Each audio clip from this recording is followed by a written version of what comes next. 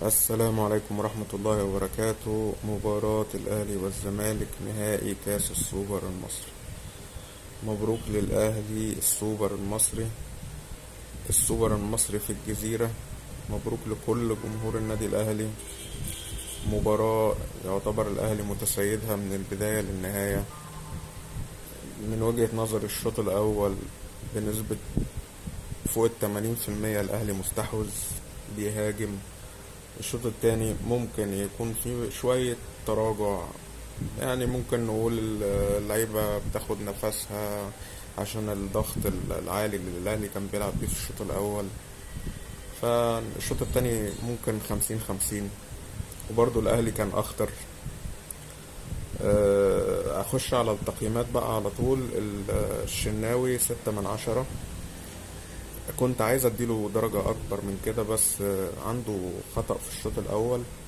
الكرة اللي شاطها ايد ورجل ارضية في وسط الملعب دي اتقطعت، كان ممكن تبقى تترد علينا بجون.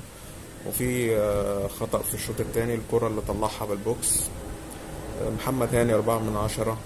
ياسر ابراهيم 5/10. ياسين مرعي 6/10.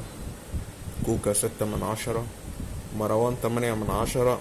والسببين: اول سبب ان هو جاب الجون التاني، وتاني سبب ان هو احسن لاعب في البطولة.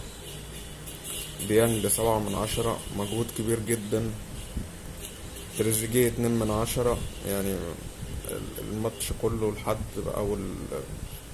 يعني من اول ما شارك او بدأ لحد ما خرج، يعني ما حسيتش بيه غير في مشهدين او في لقطتين.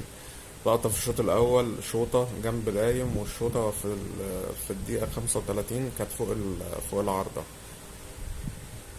زيزو 7/10، كان باذل مجهود كبير جدا. بن شرقي 7/10، طبعا صاحب الهدف الأول من أسيست زيزو. جراديشار 1/10، يعني أقل ماتش شفته لجراديشار.